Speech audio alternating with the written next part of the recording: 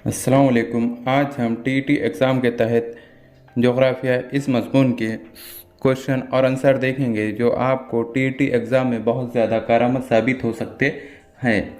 इससे पहले के वीडियो में भी हमने जोग्राफिया, history, child development, psychology, Urdu, math के सवालात और उसके जवाब देखे हैं। उसके साथ साथ बहुत से पेपर सॉल्यूशन भी देखे हैं जो आपको बहुत ज़्यादा कारआमद साबित हो रहे होंगे। आज हम इस वीडियो में जोग्राफिया के सवालात और उसके जवाब देखेंगे। तो यहाँ पर सबसे पहला सवाल पूछा गया है कि खारजी सैयारे किसे कहते हैं, यानी जो खारजी सैयारे होते हैं वो किसे कहते हैं। तो यहाँ पर जवाब इस तरह दिया गया है कि सैयारचों के पट्टे के आगे के सैयारों को खारजी सैयारे कहते हैं। अब यहाँ पर दूसरा सवाल इस तरह पूछा गया है कि सूरज से करीब तरीन सैयारा कौन सा है। सूरज से जो सबसे करीब तरीन सैयारा है वो कौन सा है। तो यहाँ पर जवाब दिया गया है तमाम सैयारों में सबसे छोटा सैयारा अतारुत सैयारा सूरज से करीब तरीन है, यानी सबसे जो छोटा सैयारा है अतारुत और वो सूरज से सबसे ज़्यादा करीब सैयारा है। अब यहाँ पर अगला सवाल पूछा गया है ज़मीन अपने महवर पर मग़रिब से मशरिक़ की जानिब गर्दिश करती है। आप मशरिक़ से मग़रिब की जानिब गर्दिश करने वाले सैयारों का नाम बताइए या सबसे रोशन वाहिद सैयारे का नाम बताइए। तो यहाँ पर सही जवाब दिया गया है सबसे रोशन सैयारे ज़ोहरा वाहिद सैयारा है जो अपने महवर पर मशरिक़ से मग़रिब की जानिब गर्दिश करता है। यानी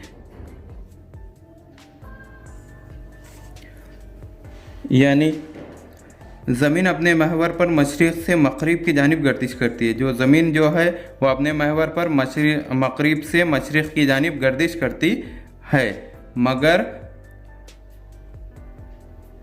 जो ज़ोहरा जो सैयारा है वो मशरिक़ से मग़रिब की जानिब गर्दिश करता है और वो सबसे रोशन वाहिद सैयारे है और वो सबसे ज़्यादा रोशन वाहिद सैयारा है। अब यहाँ पर अगला सवाल पूछा गया है कि निज़ाम शमसी का सबसे बड़ा सैयारा कौन सा है, यानी जो निज़ाम शमसी जो बना हुआ है उसमें सबसे बड़ा सैयारा कौन सा है। तो यहाँ पर जवाब इस तरह दिया गया है कि मुश्तरी जसामत के एतबार से निज़ाम शमसी का सबसे बड़ा सैयारा है। जो मुश्तरी जो सैयारा है वो निज़ाम शमसी का सबसे बड़ा सैयारा है। अब यहाँ पर अगला सवाल पूछा गया है कि किस सैयारे के गर्दिश हल्के है, यानी ऐसा कौन सा सैयारा है जिसका गर्दिश हल्के है। तो यहाँ पर सही जवाब दिया गया है ज़ुहल सैयारे के गिर्द 3 हल्के हैं, यानी जो ज़ुहल जो सैयारा है उसके गिर्द 3 हल्के बने हुए हैं। अब यहाँ पर अगला सवाल पूछा गया है कि सूरज से बहुत दूर सैयारे का नाम क्या है, यानी जो सूरज से बहुत दूर सैयारा है उसका नाम क्या है। तो यहाँ पर सही जवाब है कि नीले रंग का निपचोन सूरज से सबसे दूर सैयारा है। अब यहाँ पर अगला सवाल पूछा गया है कि कहकशा किसे कहते हैं, यानी जो कहकशा है वो किसे कहते हैं। तो यहाँ पर सही जवाब दिया गया है कि सैयारों और सितारों के मजमूए को कहकशा कहते हैं, यानी उसमें सैयारे भी होते हैं और सितारों का मजमुआ भी होता है, उसको कहकशा कहते हैं। अब यहाँ पर अगला सवाल पूछा गया है कि आकाश गंगा किसे कहते हैं। जो आकाश गंगा है वो किसे कहते हैं। तो यहाँ पर जवाब इस तरह है कि हमारे निज़ाम शमसी जिस कहकशा में है उसे आकाश गंगा कहते हैं, यानी जो हमारा निज़ाम शमसी है वो जिस कहकशा में है उसको आकाश गंगा कहकशा कहते हैं। अब यहाँ पर अगला सवाल पूछा गया है कि महवरी गर्दिश किसे कहते हैं, यानी जो महवरी गर्दिश है वो किसे कहते हैं। तो यहाँ पर सही जवाब दिया गया है ज़मीन गेंद की तरह अपने गिर्द घूमते हुए एक आर्जी महवर बनाती है, इस गर्दिश को महवरी गर्दिश कहते हैं।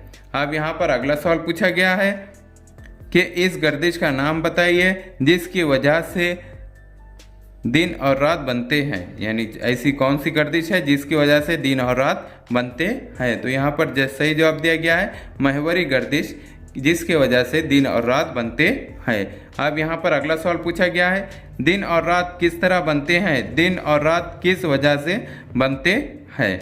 तो यहाँ पर सही जवाब दिया गया है कि ज़मीन की महवरी गर्दिश की वजह से दिन और रात बनते हैं। जो ज़मीन की जो महवरी गर्दिश है उसके वजह से दिन और रात बनते हैं। अब यहाँ पर अगला सवाल पूछा गया है कि मदार किसे कहते हैं, जो मदार है वो किसे कहते हैं। तो यहाँ पर सही जवाब दिया गया है, ज़मीन सूरज के गिर्द जिस मखसूस रास्ते पर सफ़र करती है इसे मदार कहते हैं। यानी जो ज़मीन जो सूरज के गिर्द जिस मखसूस रास्ते पर, यानी जो ख़ास किया हुआ, जो मुख्तस किया हुआ जो रास्ता है उस रास्ते को मदार कहते हैं।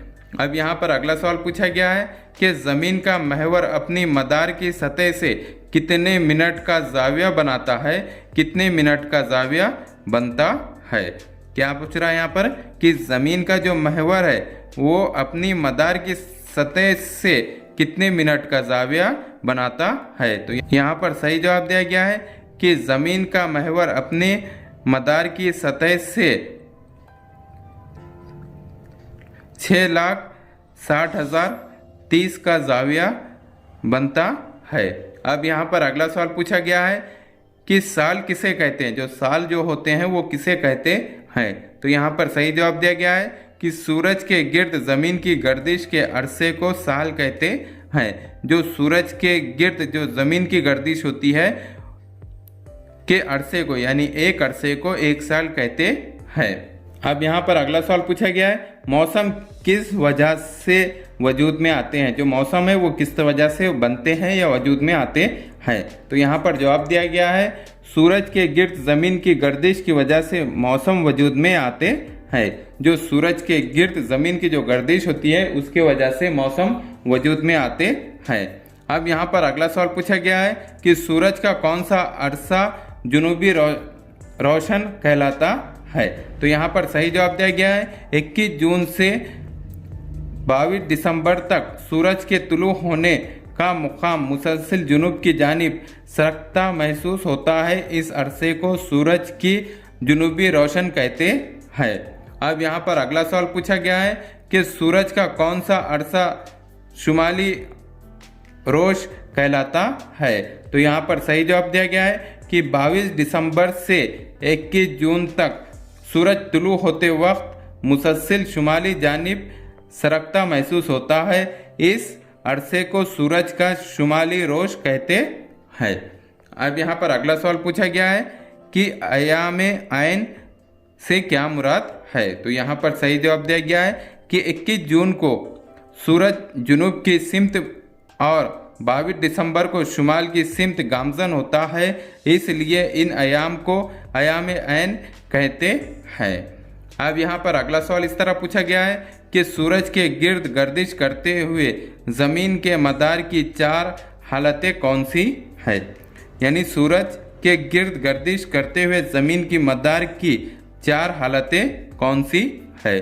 तो यहाँ पर जवाब इस तरह दिया गया है कि सूरज के गिर्द गर्दिश करते हुए ज़मीन की मदार पर महवर की 4 हालतें बनती है। 2 हालत एतदाल और 2 हालत ऐन कहलाती है। अब यहाँ पर अगला सवाल पूछा गया है कि हालत एतदाल से क्या मुराद है, यानी हालत एतदाल किसे कहते हैं। तो यहाँ पर जवाब इस तरह है, जिस वक्त ज़मीन के दोनों कुतुब सूरज के सामने होते हैं इस वक्त की हालत को हालत एतदाल कहते हैं। अब यहाँ पर अगला सवाल पूछा गया है कि हालत एतदाल कौन कौन से दिन वाक़े होता है। जो हालत एतदाल है वो कौन कौन से दिन वाक़े होता है।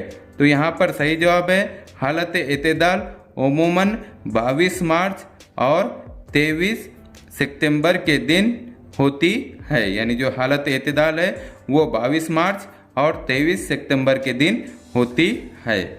अब अगला सवाल इस तरह पूछा गया है कि हालत एतदाल में सूरज की शुआ दोपहर में ख़ते इस्तवा पर कैसा पड़ती है। यानी जब हालत एतदाल होता है तो सूरज कि शुआएं दोपहर में खते इस्तवा पर कैसी पड़ती है। तो जवाब इस तरह दिया गया है, हालत एतदाल में दोपहर के वक्त सूरज की शुआएं खते इस्तवा पर उमूदन पड़ती है, यानी उमूदन पड़ती है। अब यहाँ पर अगला सवाल पूछा गया है कि यौम एतदाल बहार और यौम एतदाल खिज़ा किसे कहते हैं, यानी यौम एतदाल बहार और यौम एतदाल खिज़ा किसे कहते हैं। तो जवाब इस तरह दिया गया है कि शुमाल निफ्स कुर्रे में 22 मार्च को यौम एतदाल बहार, यानी 22 मार्च को यौम एतदाल बहार होता है और 23 दिसंबर को यौम एतदाल खिज़ा कहलाता है, यानी 22 मार्च को यौम एतदाल बहार और 23 दिसंबर को यौम एतदाल खिज़ा कहलाता है। अब यहाँ पर अगला सवाल पूछा गया है, कशिश शक्ल का कानून किस साइंसदान ने दरियाफ्त किया, यानी जो कशिश शक्ल का जो कानून है वो किस साइंसदान ने दरियाफ्त किया। तो यहाँ पर सही जवाब है न्यूटन ने कशिश शक्ल का कानून दरियाफ्त किया। इस तरह के हमारे एजुकेशनल वीडियो देखने के लिए हमारे चैनल को सब्सक्राइब करें, बेल आइकन दबाएं, लाइक करें, शेयर करें और आगे के वीडियो देखने के लिए हमें कमेंट्स करें। Thank you.